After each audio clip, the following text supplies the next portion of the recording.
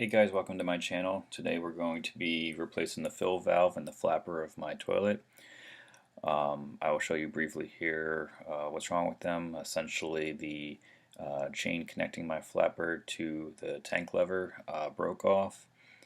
And then when I was about to replace that, I realized that the top cap assembly on the fill valve was spraying water everywhere, so I decided to replace that as well. I got a kit from Walmart for $11. It is a Korky, which I will show you here in a minute. It's the same brand that was already in the toilet to begin with, so that's why I purchased that one. So just before there, you saw me reach down to turn the water off. That was just to prevent the water from filling the tank back up. It's something that we would need to do here in a minute anyways.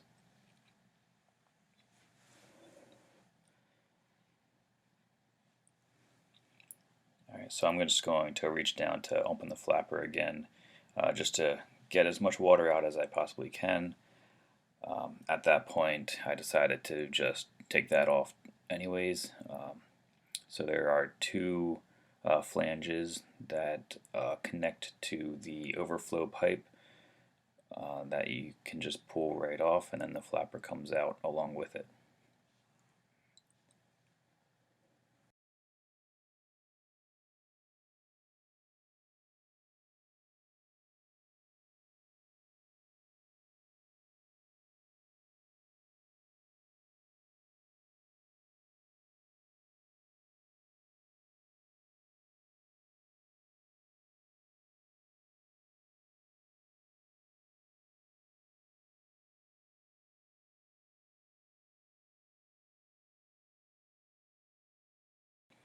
So right now I'm taking a sponge to try and get as much water out of the tank as I can.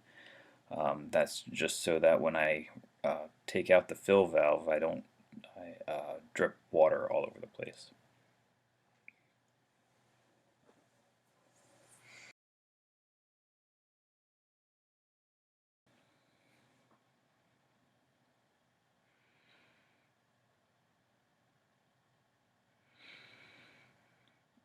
All the black that you see in the water coming out is just from those gaskets.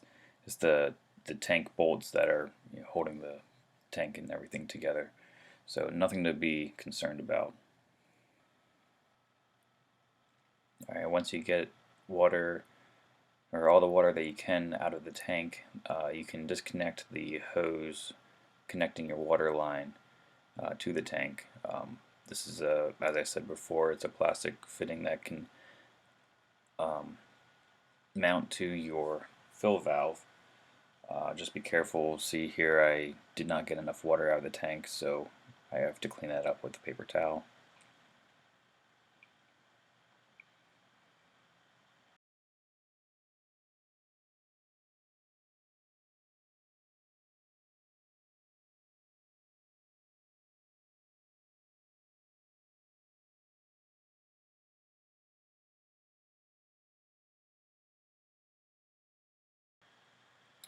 Once you get the water line off, there's also a lock nut, excuse me, that is holding the fill valve into the toilet so that it does not move around. And also it creates a seal on the bottom of the tank so that the water does not leak out. So you can remove that by hand. There are two flanges on either side that help you get a good grip on that.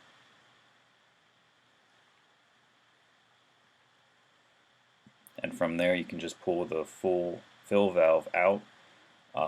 There is a hose clamp that clamps the refill tube onto the overflow pipe that can come off as one assembly as well.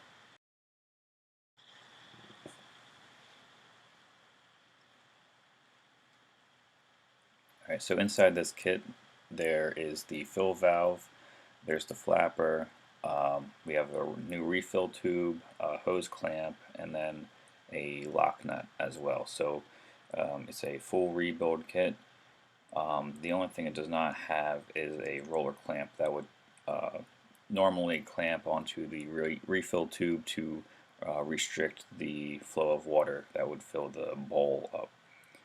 the Korky has a different mechanism where you can essentially raise or lower the height of the fill valve, or the top of cap assembly of the fill valve, to say how much water can refill into the bowl at one time. It's like a different kind of a flow cup. So right here I am I placed the new fill valve into the assembly. I tried to orientate it the same direction as the previous, and then I will take the lock nut and I will tighten everything back down again.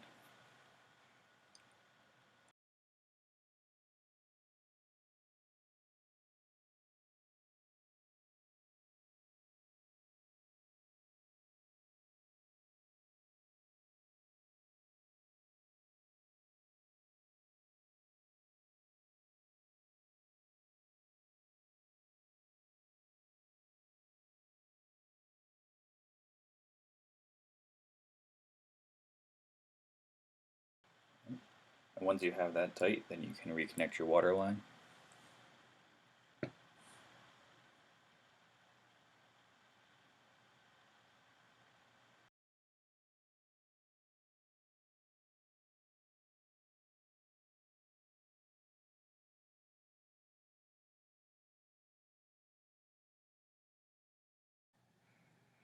This fill valve design has a locking mechanism that allows you to adjust the water level in the tank. So you can rotate it clockwise to lock the position, and then counterclockwise allows it to be adjusted in height. And what you're trying to do here is make the water level to be about a half of an inch below the top of the overflow pipe.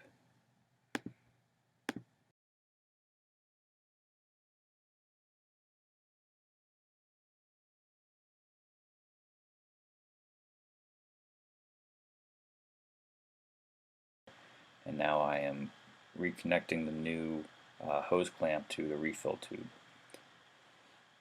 And this was difficult. It actually took me a while to get the uh, hose clamp back onto the tube. What you're seeing here is actually after I'd already gotten it on, and then I took it off again to record or re-record what I was doing.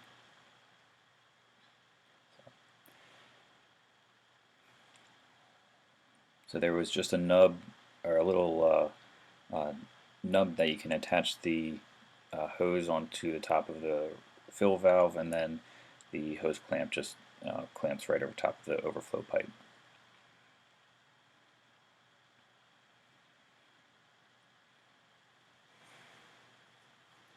Okay, this was the new flapper, so same as before, it's just the two flanges that can loop over top of the um, two posts on the flush valve.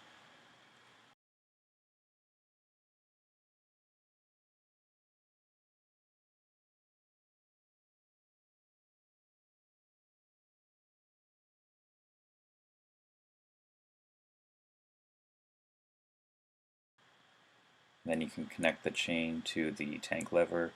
I connected it to the furthest hole. There's three different holes. Um, the furthest one just gives you a little better flow. Right, and now we can turn the water back on to make sure everything works great.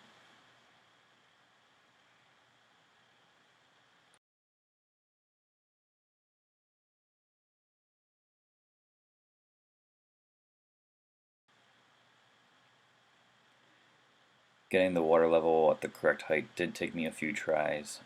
As you will see, my first try here, I actually was relying on surface tension around the top of the overflow pipe. I had the water level way too high. Um, it actually took me 3 tries to get it right. So.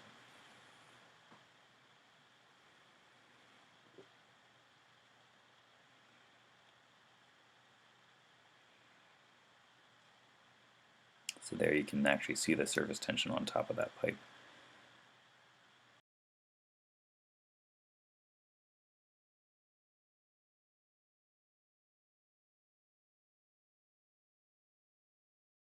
So what I did here was I flushed the toilet, confirmed it flushed it okay, and then while it was refilling, I lowered the height of the fill valve.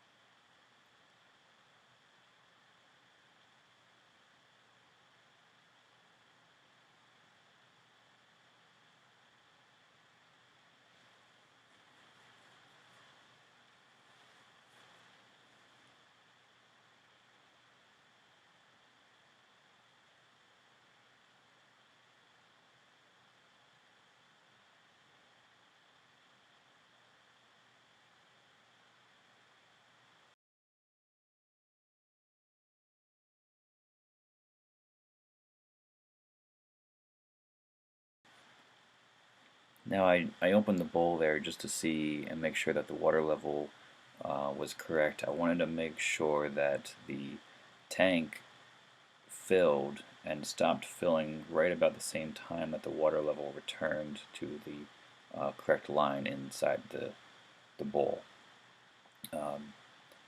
So I actually made a diagram here that explains why that's important. The reason you want your tank to fill up around the same amount of time that it takes your bowl to fill is because water always wants to maintain the same level.